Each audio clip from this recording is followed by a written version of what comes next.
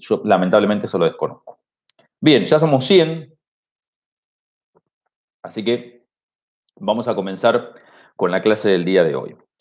La clase del día de hoy tiene como punto central, dijimos, hola Gisela, hablar de Comte. Comenzar a trabajar o a ver algunos pensadores que son considerados los padres de la sociología o los que inician con la utilización de la sociología como forma para poder explicar la realidad social. Les recomiendo que tengan al lado de ustedes la presentación de PowerPoint que les mandé yo por Moodle y ahí vean que van a tener por lo menos la carita de Comte, como para que sepamos quién es Comte, ¿sí? Me interesa siempre ubicarlos temporalmente como para que sepamos, como decía en clases anteriores, cuál es el contexto de toda esta situación, ¿sí? Por eso es que contextualizo a cada uno de los pensadores que vamos a ver a partir de hoy, que vienen una seguidilla de pensadores durante un tiempo prolongado. El primero que vamos a ver es Comte, ¿no? Comte nació en la ciudad de Montpellier en el año 1798, en Francia, básicamente, y muere en la ciudad de París en el año 1857. Buen día, Ana Laura. ¿Por qué planteo esto? Porque piensa en este dato. Comte nace en 1798, hace muy pocos años que se acaba de desarrollar la Revolución Francesa en 1789 y él muere en 1857 en pleno auge de la Revolución Industrial en Europa Occidental. O sea, que Comte es hijo de un mundo nuevo, con particularidades y problemáticas absolutamente nuevas, en donde van a ser las ciencias sociales quienes expliquen esas realidades. Y en el caso particular, la sociología, que es una ciencia que está surgiendo en este momento, y Comte es una de esas personas que colabora con el surgimiento de la sociología como ciencia propia de la academia. ¿Sí? Comte fue el secretario privado de Saint-Simon. Saint-Simon fue otro pensador que habló de la sociología. No es que la sociología hasta este momento no existiera ni que se hayan hecho trabajos relacionados con la sociología, sino que a partir de este momento se instaura como ciencia de la academia. Entonces, Comte fue el secretario de Saint-Simon. No vamos a ver nosotros Saint-Simon ahora, sino que lo vamos a retomar en la unidad número 5. Y un dato curioso es que nunca obtuvo un título universitario. Lo estudiamos en la universidad, pero nunca obtuvo un título universitario. Y una de las dudas que consulta o que pone en consideración, perdón, Richard, es ¿por qué leer a Comte si la mayoría de sus ideas deben ser olvidadas? Bueno, lo vamos a leer para después decir si muchas de esas cosas hay que olvidarlas. En general, cuando uno habla de Comte, siempre piensa en la defensa que hizo Comte del positivismo. Comte y el positivismo van de la mano y el surgimiento de la sociología está dentro o inmerso de la corriente positivista de pensamiento. A ver, el positivismo tiene muchas acepciones, ¿sí? Pero en general, nosotros cuando hablemos de positivismo, nos vamos a referir a la búsqueda de las leyes invariantes del mundo real, natural, ¿sí? Hasta este momento se buscaban las leyes invariantes del mundo natural, ¿sí? Es decir, aquellas leyes que me explican por qué el mundo es el mundo, por qué llueve, por qué se hace de día, por qué se hace de noche, por qué necesito comer, las leyes invariantes que gobiernan el mundo natural. Comte va a utilizar el positivismo de las ciencias naturales en la sociedad para poder explicar o dar a conocer cuáles son aquellas leyes invariantes del mundo social, que es lo que hay que explicar ahora, ¿sí? Y claramente la obtención de esas leyes invariantes que explicarían el mundo social se va a realizar por medio de la teorización de ese mundo. Voy a tener que salir a conocer ese mundo, experimentar sobre ese mundo y construir teoría sobre ese mundo. Claramente, Comte sostiene que allá afuera existe un mundo, allá afuera hay un mundo, ¿sí? Un mundo biológico y real, pero también, y esta es una uno de los aportes de Comte, hay un mundo sociológico. Y es tarea del científico dar a conocer las leyes invariantes de ese mundo natural, pero también social. Y aquí entra en juego el sociólogo. El interés de Comte por el positivismo está muy estrechamente relacionado con el interés de la sociología, dijimos nosotros.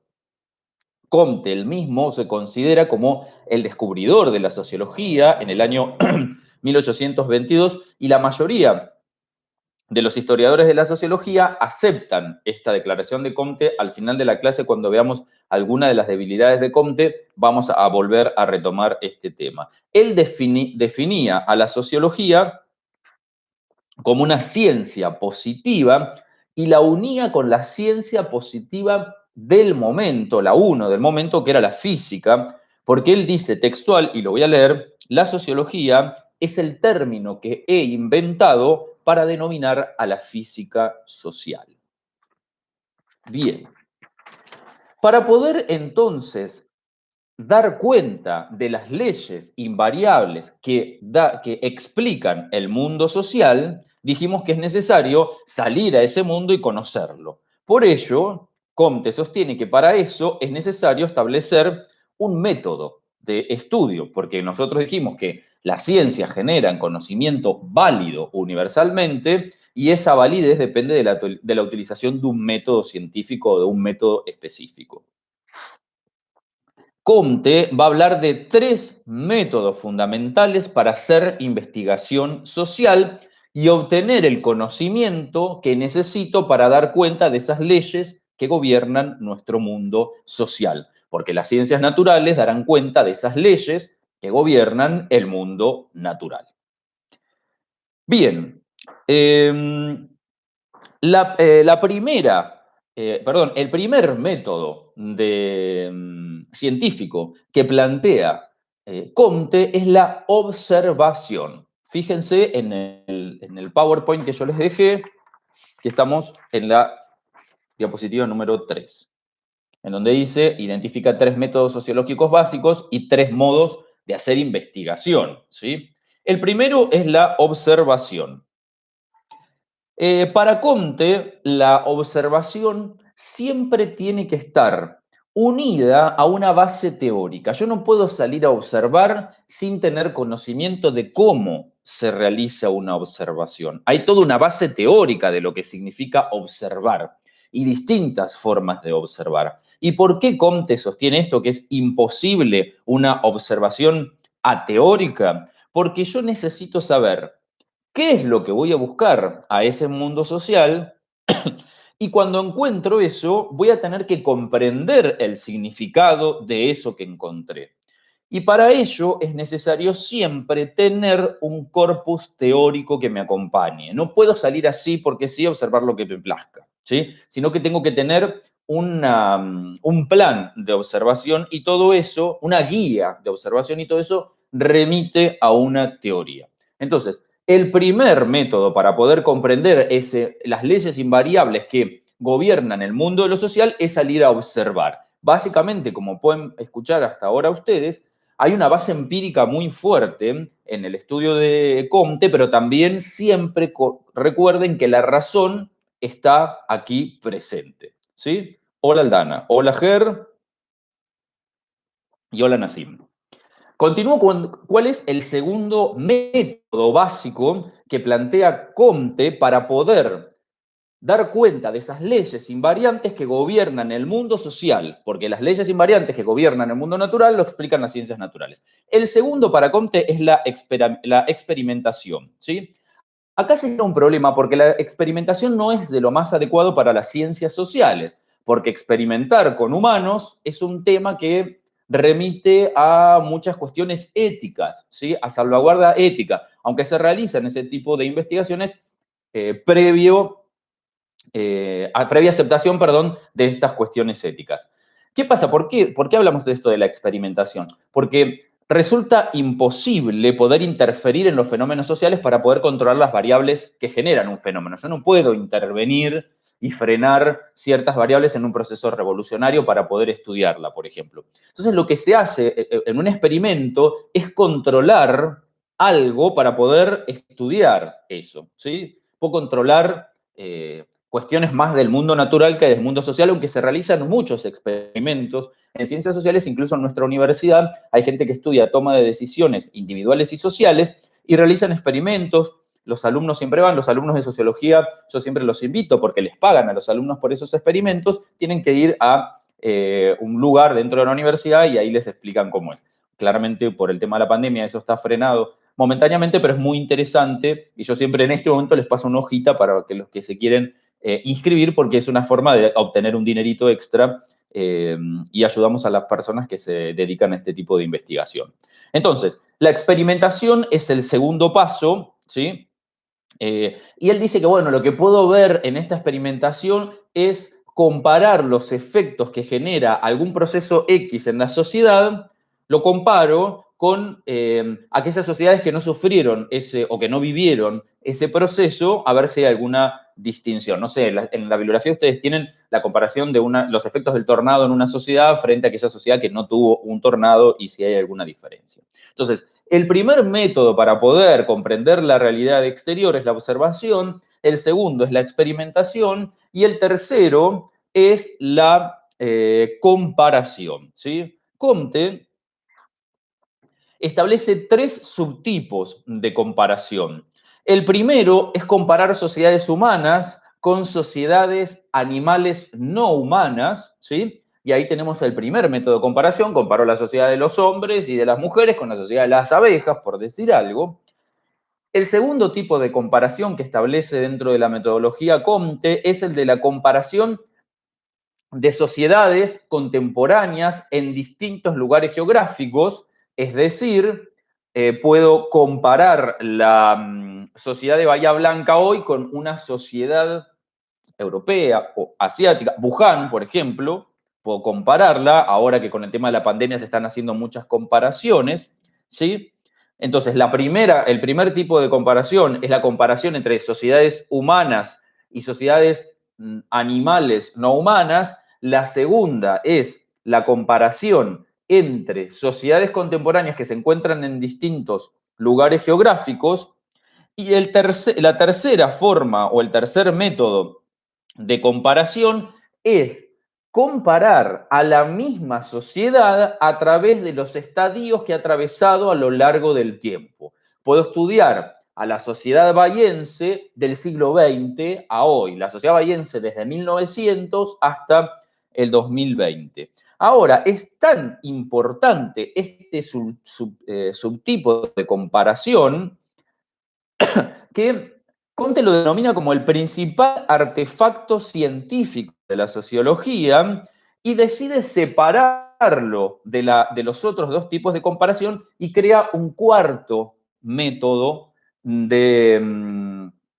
un cuarto método científico para poder establecer lo que es el estudio de la realidad social y lo denomina investigación histórica. Ustedes, ahí los estoy leyendo, dice confrontación, ¿sí? En realidad es comparación, pero bueno, en el PowerPoint dice confrontación y está mal, ¿sí? Ahí tienen que poner comparación, ¿sí? A ver, si nos volvemos a la etimología de la palabra comparar y confrontar, tampoco que vamos a encontrar tantas diferencias, pero ahí hay un error en la presentación de PowerPoint. Entonces, retomo esta temática. Para Comte, el positivismo es muy importante porque lo que busca con la sociología unida al positivismo es encontrar las leyes invariantes que dominan el mundo social. ¿Sí? El método para poder llegar a esta situación, él encuentra tres métodos: la observación, la experimentación y la comparación. A esa comparación la divide en tres: la comparación de sociedades humanas con sociedades animales no humanas, la comparación de las sociedades contemporáneas en distintos lugares geográficos y la comparación de una misma sociedad a lo largo del tiempo para analizar los estadios que atraviesa esa sociedad. Como esta última comparación él la ve tan importante, la denomina el primer artefacto científico de la sociología y la separa creando una cuarta metodología denominada investigación histórica. De manera tal que tendríamos observación, experimentación, comparación y por último investigación histórica, que es la que él utiliza. Damián, ¿eso no lo hace Mill? Sí, a ver, Comte no viene a decir muchas cosas nuevas tampoco, piensa en eso. Estamos analizando a algunos de los pensadores. De hecho, Mill no lo quiere mucho a Comte y lo vamos a retomar al final si es John Stuart, al Mill que te referís vos.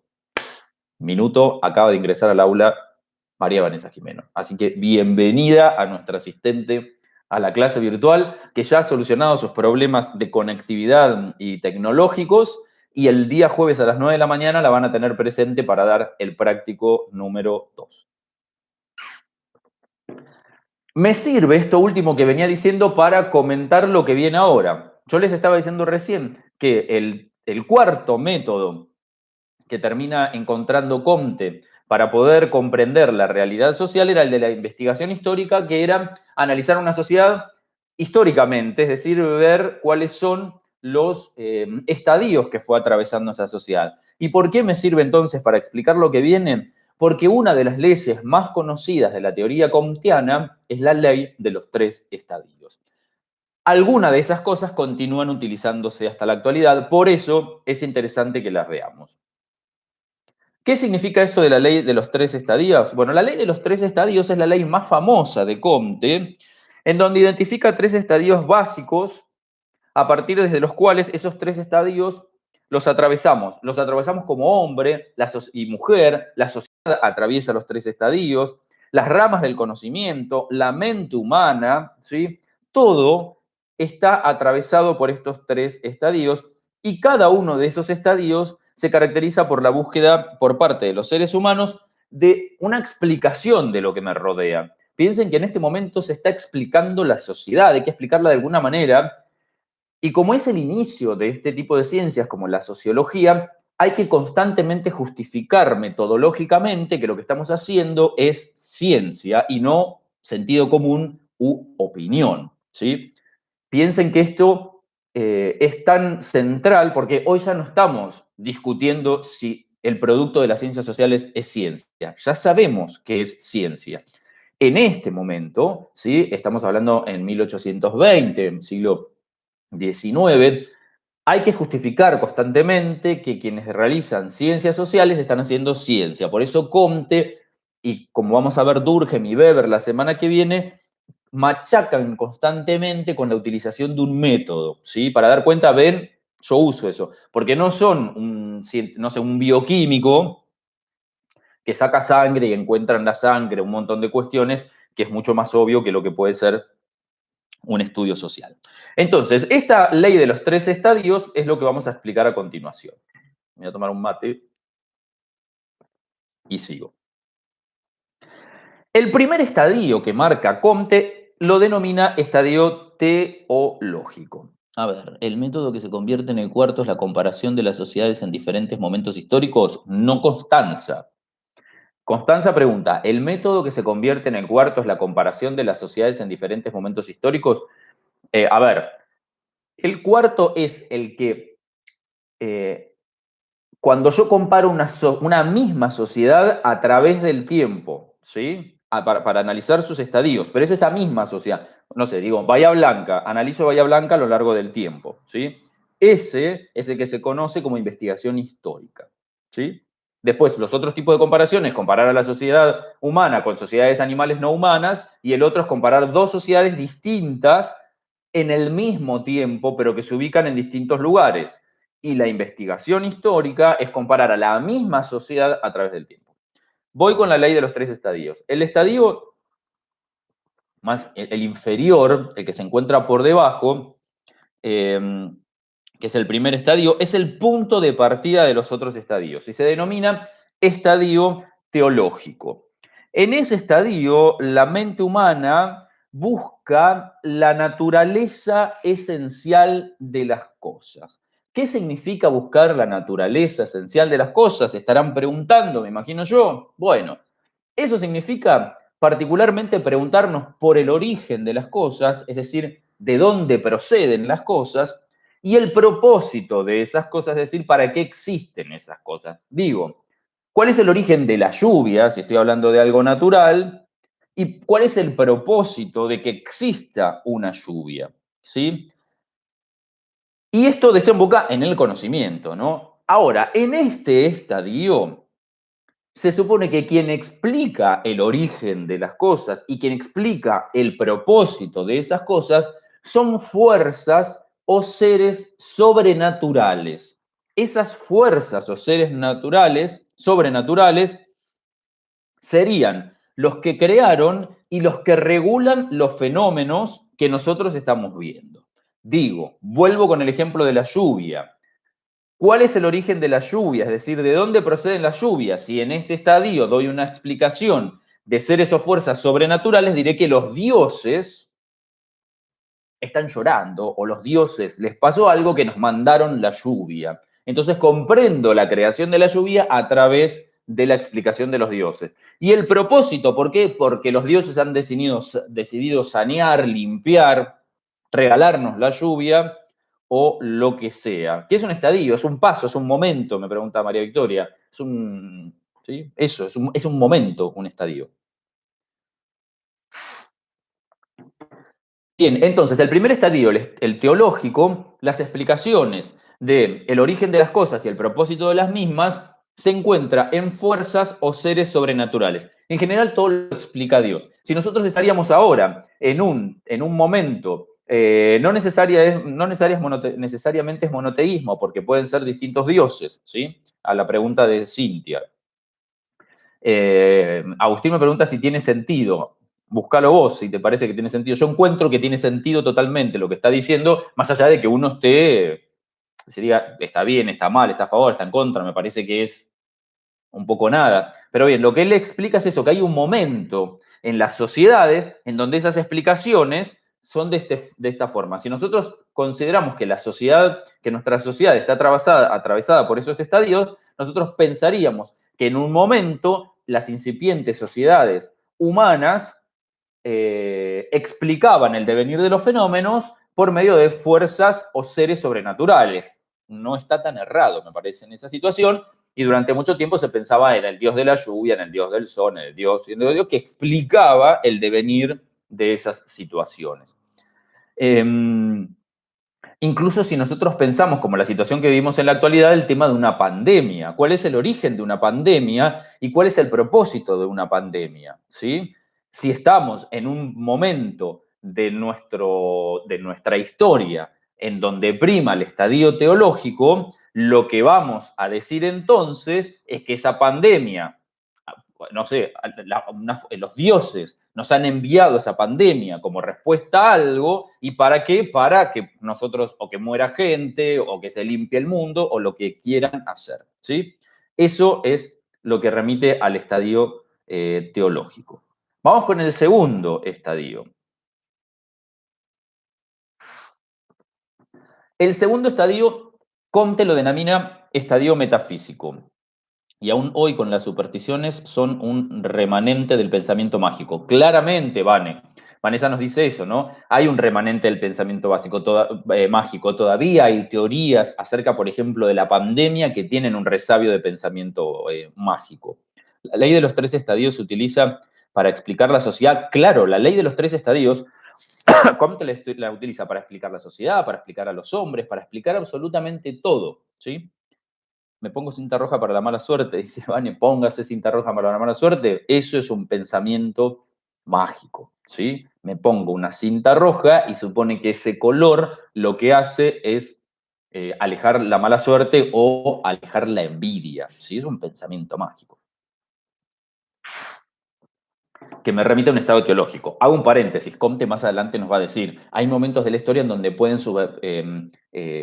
sobrevivir o supervivir dos de estos estadios. No es que terminé el teológico, me voy al metafísico, terminé el metafísico, me voy al otro. ¿Sí? Hay momentos donde esto puede existir. Esto es una explicación teórica.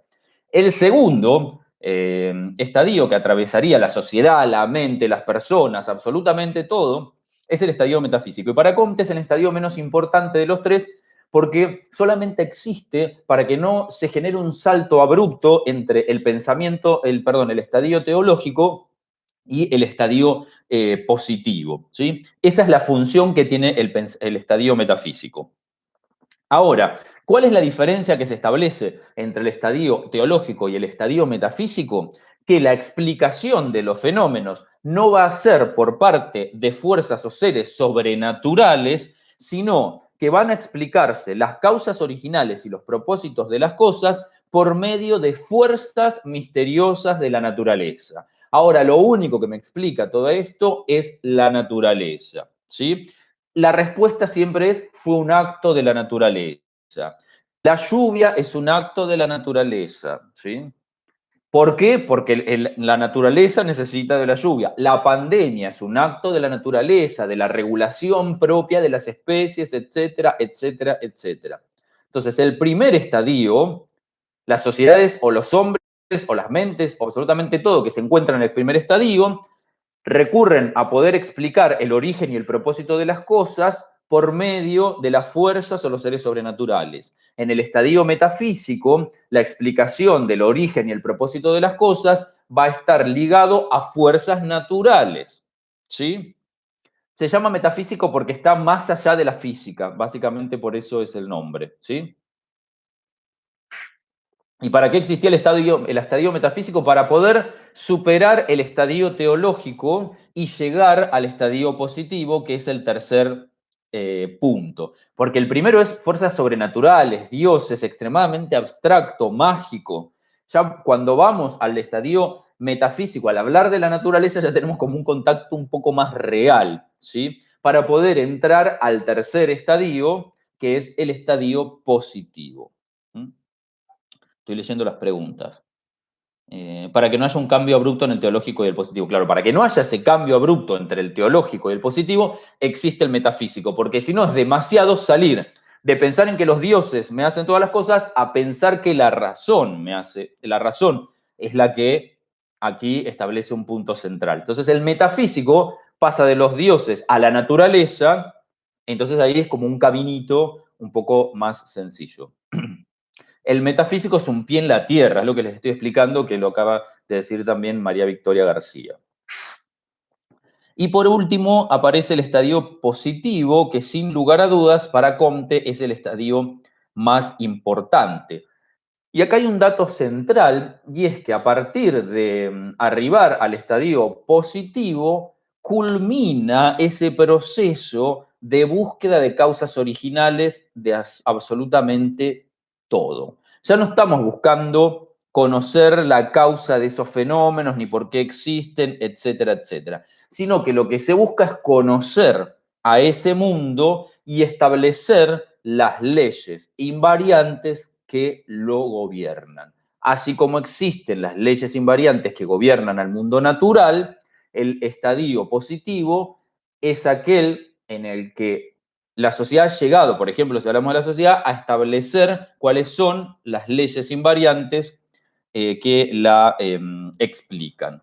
Y por ello supone una investigación empírica y por ello es necesario aquí la utilización de los métodos que marcamos hace un rato, que eran 3 y que Comte finalmente los convierte en 4, dándole mayor valoración a la investigación histórica. Primero el estadio teológico, segundo el estadio metafísico y tercero el estadio positivo. Habría momentos o tiempos en donde esto podía superponerse momentáneamente, ¿sí? Él consideraba que las sociedades atravesaban los 3 periodos, pero que las personas también atravesábamos los 3 periodos, y él dice, yo ya me lo analicé conmigo mismo, y dice, por ejemplo, que los niños se encuentran siempre, niños y niñas, en un estadio de pensamiento teológico, los adolescentes se encuentran siempre en un estadio de pensamiento metafísico, se supone que los adultos pertenecemos a un estadio de pensamiento positivo,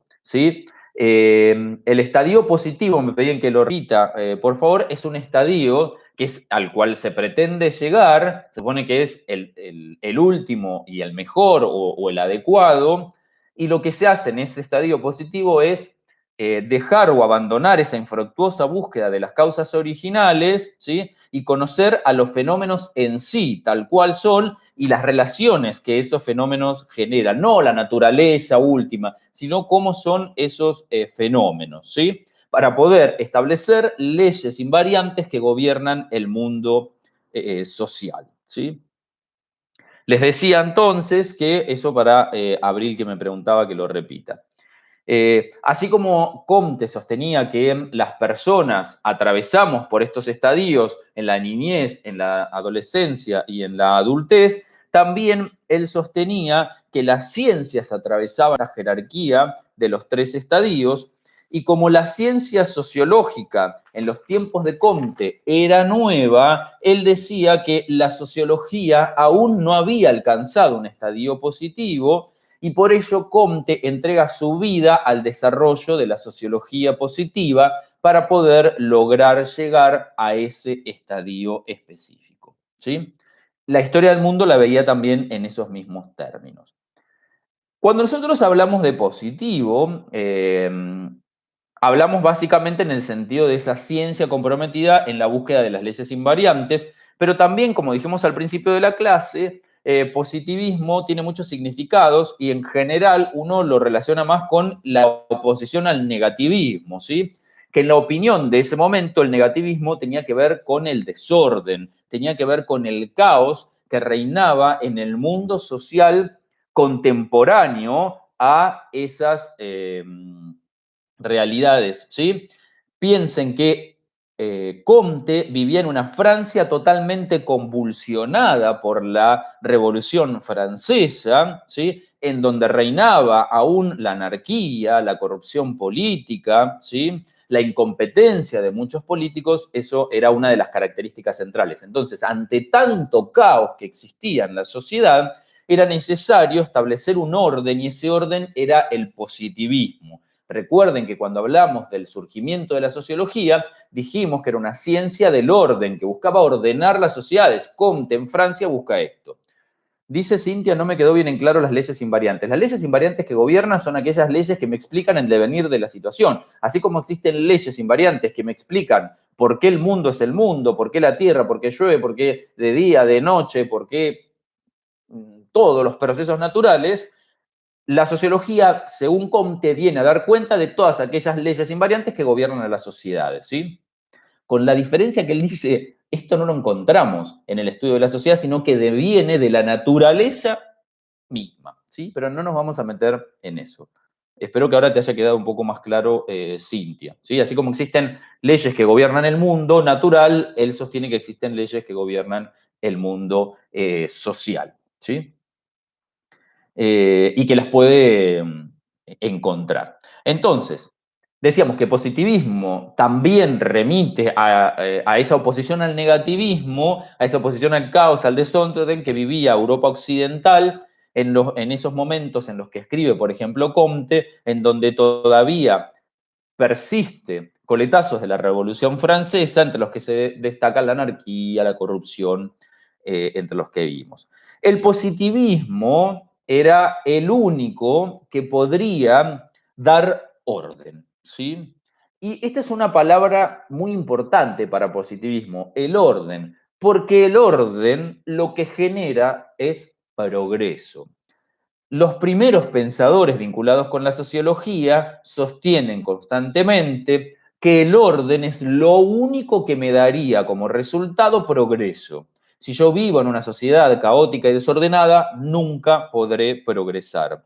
El progreso, y lo leo textual de Comte, debe ser considerado simplemente como el desarrollo del orden.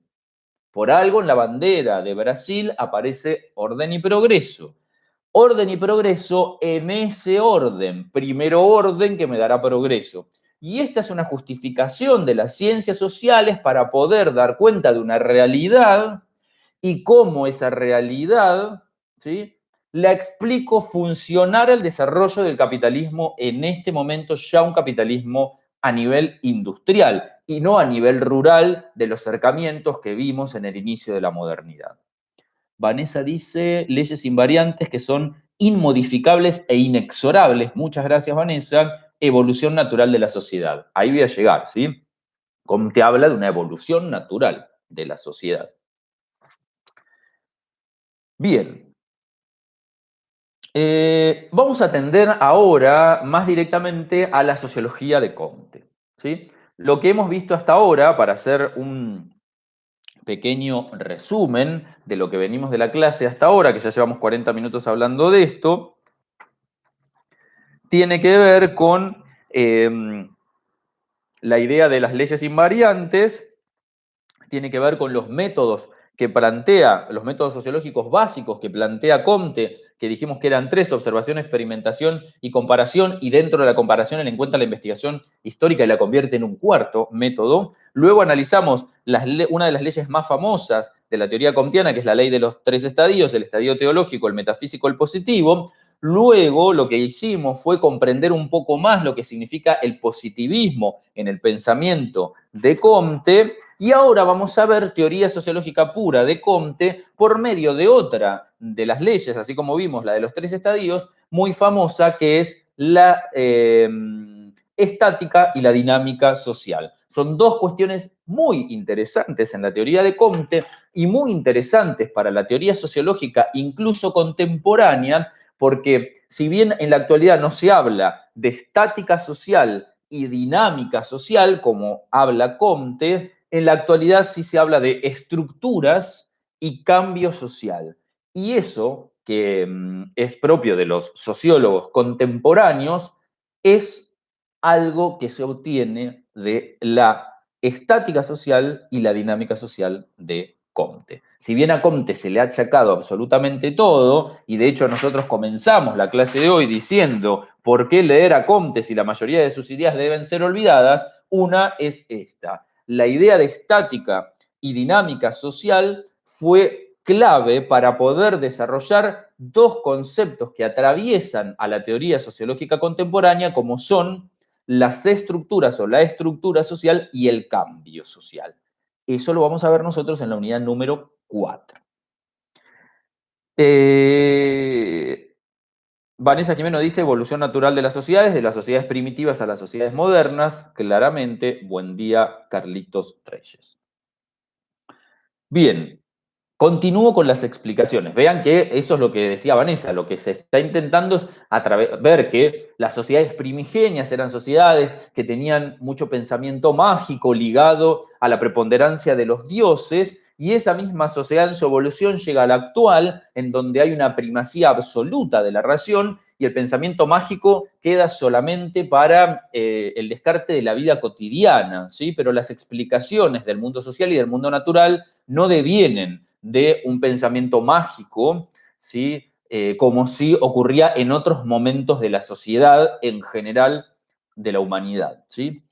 Dijimos que vamos a hablar, por último, de otra teoría muy famosa de Comte y que es puntal para el desarrollo de varias de las teorías de la sociología contemporánea, y que es la estructura social y la dinámica social. Creo que di como 20 vueltas, me falta que aparezca acá el del ya cómete la maldita naranja, y ahí voy, ¿sí?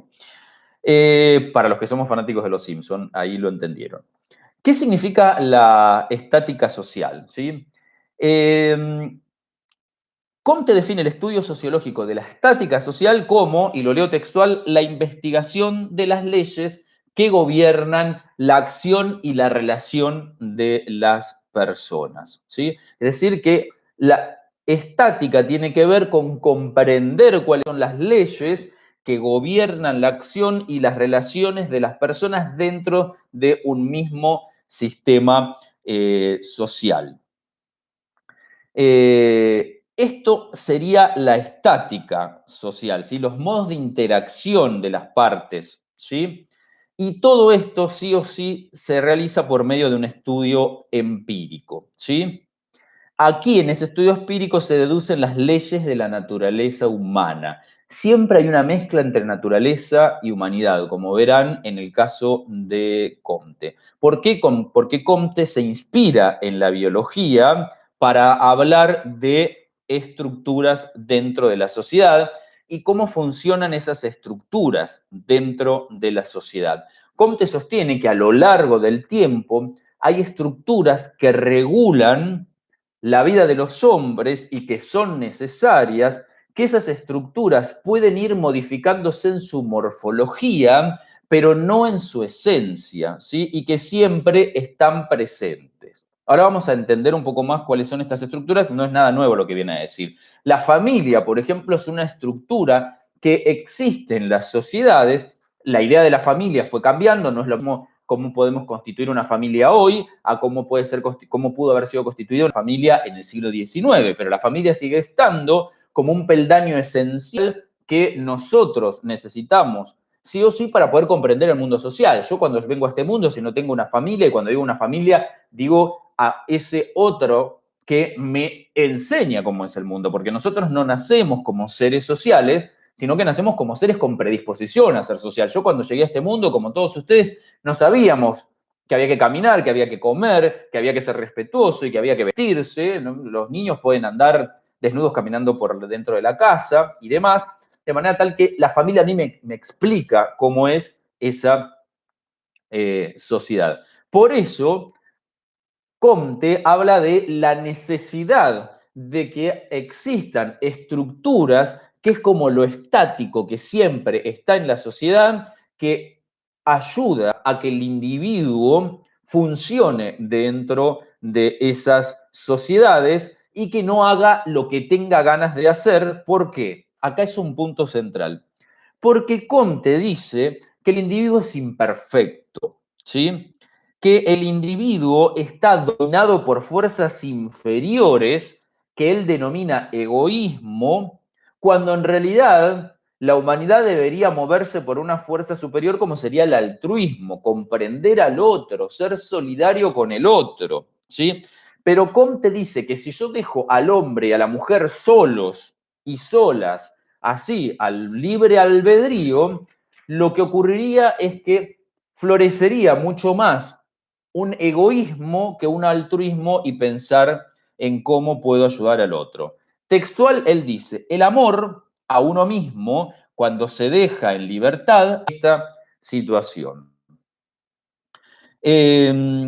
Como el egoísmo, dice Comte, no es algo que se pueda controlar desde el interior de cada uno, es necesario la presencia de estas estructuras externas al individuo que controlen ese egoísmo y que lleven todos los impulsos al altruismo, a la empatía con el otro, a la solidaridad con el otro, ¿sí? Comte concluía, y lo voy a leerte, constituye la primera condición general del progreso hacia la perfección del hombre. Si nosotros, está diciendo Comte, no dejamos ese egoísmo de lado en unos niveles aceptables socialmente, no vamos a poder evolucionar como sociedad, ¿sí? Por ello, Comte dice que la unidad de análisis de su sociología no es el individuo como tal, sino que es la familia. Y para Comte la familia era una institución fundamental, pilar de la sociología, porque como yo les explicaba hace un momento, cumple la función, la familia, de integrar el individuo a la sociedad. Esto nosotros lo vamos a ver mucho mejor en la unidad número 3 cuando veamos a Berger y Lachmann, o como dice Vane, Berger y Luhmann. No sé cuál se dice bien, pero bueno, lo aprendimos de forma distinta, aunque Vane me dio clases, ese es otro tema que vamos a trabajar y vamos a tratar en otro momento. Vamos a ver ahí el proceso de socialización primaria y secundaria. No soy malo, me dice Vane, malo. Y sabés que no estoy siendo malo, Vane. Ahí vamos a ver el proceso de socialización primaria y secundaria en donde vamos a poder comprender cómo un niño comienza a formar parte de la sociedad y la importancia de la familia, y lo vamos a ver con otras conceptualizaciones propias de la sociología. Pero volviendo a Comte, Comte dice, bueno, es esencial la presencia de una familia que le explique a los niños y a las niñas cómo desenvolverse en una realidad, cómo comer, cómo aprendí a manipular los utensilios para poder comer. ¿Sí? Si yo tengo 20 años y agarro un tenedor y un cuchillo y hago así, y corto, y como de esta manera, se supone que eso tiene que ver porque durante mi proceso de socialización nadie me dijo en un momento que hay una aceptación social al manejo de los utensilios para poder comer que se hace de otra manera, ¿sí? En fin. Entonces, la sociología fundamental es la escuela de la sociedad, dice Comte, para poder formar parte de la misma y para poder nivelar mi egoísmo y que surja mucho más mi altruismo. De todas formas, Comte sostiene que la familia no es la institución esencial. Es muy importante, pero para Comte la institución más importante era la religión, porque la religión es la base universal de toda sociedad. Es lo que dice eh, Comte. Quería leer una parte textual, pero ahora no la encuentro. Pero bueno, la religión, dice Comte, durante mucho tiempo y en el tiempo en el que él vivía, servía para regular la vida del individuo, pero también, ¿se acuerdan que nosotros hablábamos de los tiempos de las misas y demás? Pero también servía para reprimir el egoísmo y elevar el altruismo. Por la religión parte de la idea del amor al prójimo. Entonces eso genera una baja en los niveles de altruismo, la solidaridad social, una sociedad ordenada, una sociedad sin caos, ¿sí? Eso es lo que plantea. Otra institución, nuestra estructura muy importante de las sociedades, dice Comte, es el lenguaje, porque el lenguaje es fundamental en una sociedad, es lo que permite a las personas interactuar. Por eso contribuye a promover la unidad entre las personas, el lenguaje, ¿sí? Todo esto lo vamos a retomar en otras unidades de sociología para que ustedes vean que hubo una importancia del pensamiento de Comte que fue retomado en la sociología contemporánea, aunque muchas veces se intentó tratar muy mal a Comte y no valorar su pensamiento. Hay muchas cosas que claramente son horribles, detestables, pero hay otras cosas que es necesario considerar solo para la evolución del pensamiento sociológico. Y otro de los elementos esenciales que también sirven para aplacar ese egoísmo y que tiene que ver con las estructuras y que nosotros vamos a trabajar un poco más adelante es la división del trabajo social. ¿Qué quiere decir esto de la división del trabajo? Es que nosotros, en las sociedades actuales en las que vivimos, nos encontramos con una división del trabajo social. ¿Qué quiere decir esto? Yo, en esta sociedad, le ofrezco al resto de las personas mi servicio, que en este caso a mí me toca dar clases, escribir papers para revistas o libros o lo que sea lo que me dedico, que es la docencia y la investigación. Pero, bueno, cada mañana cuando me levanto, agarro la botella de leche, mi café, pero no es que tengo una vaca afuera que ordeño la leche, ni es que tengo trigo y hago el pan para hacerme mi tostada a la mañana, sino que hay una división del trabajo social que eso genera mucha solidaridad, porque yo necesito del panadero, necesito del zapatero, necesito del cartero, necesito de un abogado, necesito de un historiador, necesito de absolutamente todo para poder vivir, ¿sí? Entonces, esa división del trabajo, que nosotros vamos a trabajar muy bien con Durkheim como división de trabajo social y con Marx como división social del trabajo, es un punto central también en la teoría comteana para poder aplacar los niveles de egoísmo y subir niveles de altruismo. Yo necesito del otro y el otro necesita de mí para poder vivir. Y como ocurre en la actualidad, en tiempos de pandemia, más que nunca nos damos cuenta de la necesidad del otro para poder subsistir y para que el otro subsista. No solo en esa necesidad de tener que aislarme en mi casa para que una persona mayor no se contagie ni muera, etcétera, etcétera, sino también cuando me meto en mi casa comprendo la necesidad de la existencia del otro, ¿sí? De la verdulería, de la panadería y demás, como todo es importante, ¿sí? Bien, eso en cuanto a la estática social. Son todas estas cuestiones que existen en las sociedades a través del tiempo, que son necesarias para controlar este egoísmo y superar el altruismo, y son características estructurales de las sociedades que pueden ir modificándose en su esencia, pero siempre están, ¿sí? El otro punto que plantea Comte es el de la dinámica. En su teoría de estructura y dinámica, la dinámica social claramente hace alusión a que las sociedades siempre se encuentran en proceso de cambio, ¿sí? Pero para Comte ese cambio debe producirse ordenadamente y debe producirse de acuerdo a esas leyes invariantes que gobiernan el mundo social.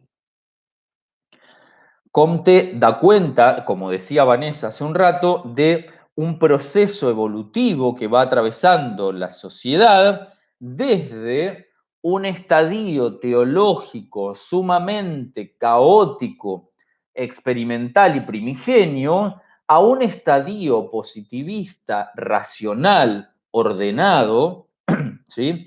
En donde se supone que ya logramos niveles esperados por ese positivismo. Leo algunas cuestiones textuales de Comte. Dicen, somos cada vez más inteligentes, más activos y más afectuosos. Digo, si hablamos de la expectativa de vida, por ejemplo, la expectativa de vida en la edad medieval, que llegaría a los 40 años, la expectativa de vida en la actualidad en general supera los 80, eso se debe, entre otras cuestiones, a una evolución en la salud, en lo que tiene que ver con los medicamentos, en los planes de salud, en lo que tiene que ver con la sanidad, en lo que tiene que ver con las condiciones de habitabilidad de las personas, ¿sí? Y demás, el control de las enfermedades. Vean cómo hoy tenemos que recluirnos porque ante la ausencia de ese control podemos caer en enfermedades que han sido consideradas como una pandemia en la actualidad.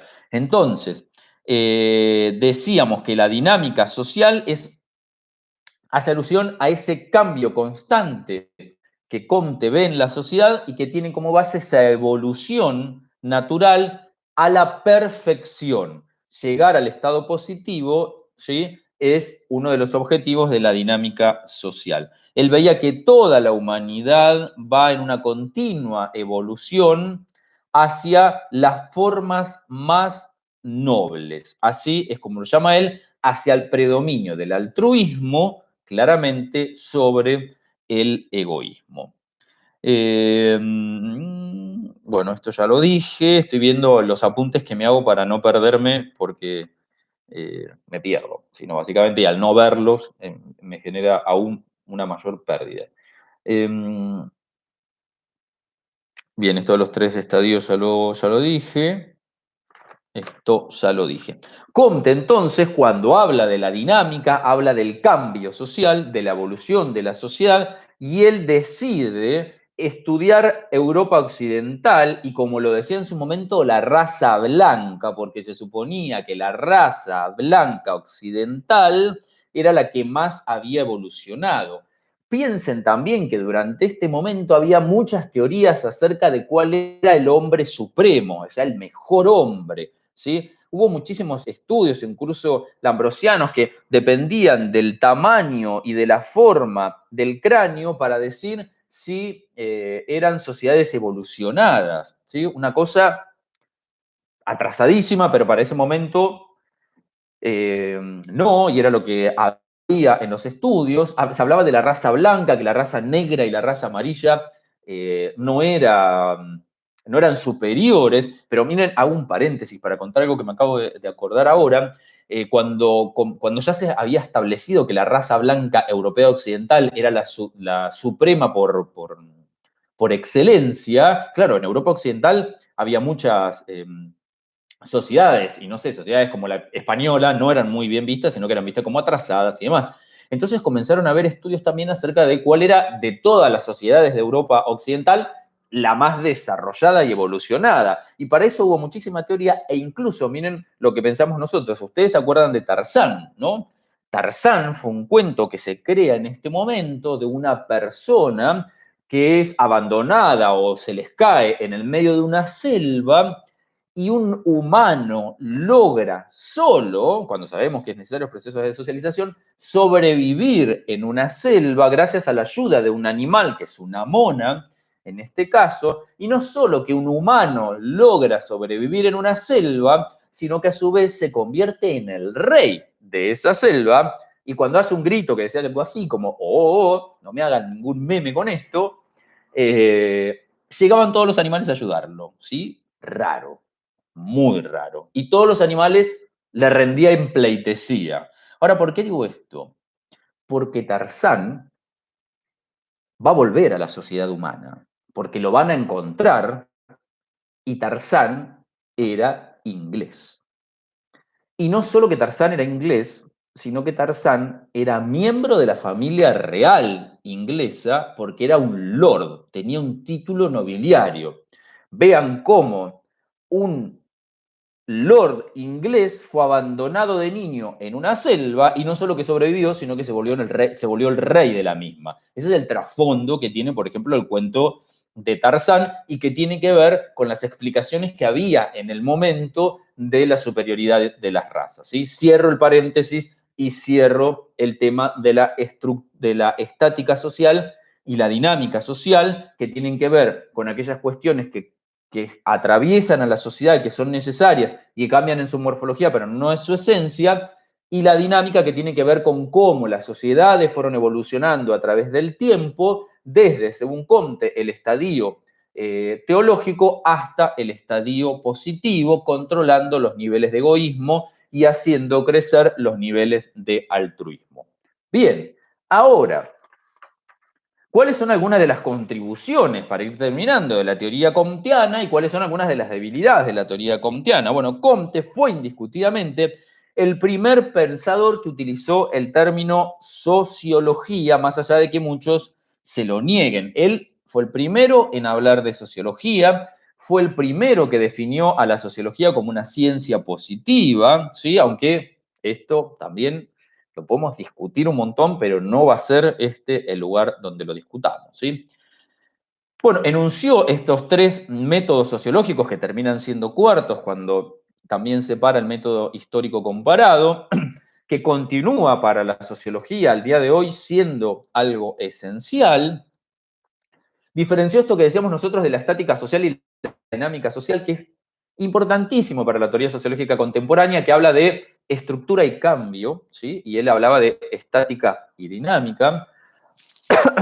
Y también es muy interesante la idea que planteó Comte en su momento de que si dejamos al hombre a su arbitrio, la misma naturaleza humana se va a ver dominada más por un egoísmo que por un altruismo.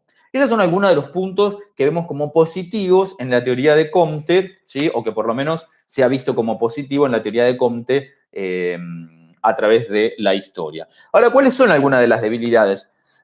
Bueno, algunas de las debilidades de la teoría comteana tienen que ver también con su propia vida cotidiana. Si hay algo que lo clausura totalmente a Comte es su actitud misógina, sus pensamientos machistas incluso, y su gran cantidad de estupideces prácticamente que uno lee en sus últimas obras dando a conocer ideas totalmente absurdas de la mujer y del papel que tiene la mujer en la sociedad, incluso con su mujer, su compañera, que se llamaba Clotilde. También es real que Comte había atravesado serios problemas psicológicos, pero con esto tampoco voy a justificar eh, los pensamientos que uno puede leer totalmente aberrantes en los últimos textos, que parecen más de un lunático que de una persona en su sano juicio. Eh, porque me cuesta pensar que una persona en su sano juicio tenga ese tipo de conclusiones. Otra cuestión de debilidad de Comte es que perdió mucho contacto con el mundo real, comenzó a alejarse porque no quería tener contacto con la realidad para no sentir un rasgo de subjetividad en sus ideas, dejó de leer periódicos, pero esto le jugó muy en contra porque él fracasó como positivista porque nunca realizó una experimentación, nunca salió a experimentar nada.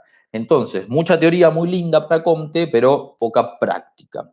En ese caso, fracasó como positivista, tanto teórica como empíricamente. A ver qué otra cosa más. Bien, yo le decía, aunque todos afirmamos que Comte creó la sociología, encontramos muy poca sociología auténtica dentro de toda la obra de Comte. No mucho más de lo que hablamos hasta ahora, dinámica, estática, la ley de los tres estadios, no hay mucha cosa más. El resto, en general, hay una gran cantidad de cosas sin sentido, ¿sí? Por eso es que, hablando de lo que me comentaba alguno de los chicos acerca de Mill, que yo le decía si era John Stuart Mill le dice lo siguiente: en nuestra opinión, y es textual, Comte no creó la sociología, hizo posible por primera vez en la historia su creación. Esta puede ser una pregunta de parcial. ¿Qué quiso decir Comte cuando dijo, qué quiso decir John Stuart Mill cuando dijo, en nuestra opinión, Comte no creó la sociología, sino que hizo posible por primera vez en la historia su creación? Y acá tienen para desarrollar mucha cuestión del pensamiento de Comte. Bien, entonces estas son las características centrales que a mí me interesa que ustedes